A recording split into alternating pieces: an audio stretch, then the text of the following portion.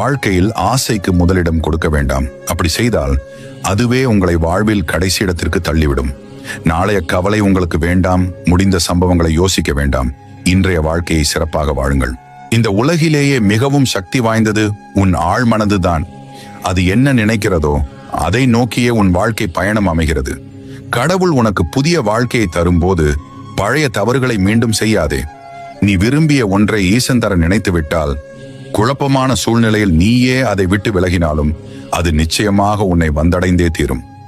காலம் நமக்கு கற்றுக் கொடுத்த பாடம் என்னவென்றால், பணம் இருந்தால் நாம் மதிக்கப்படுவோம்.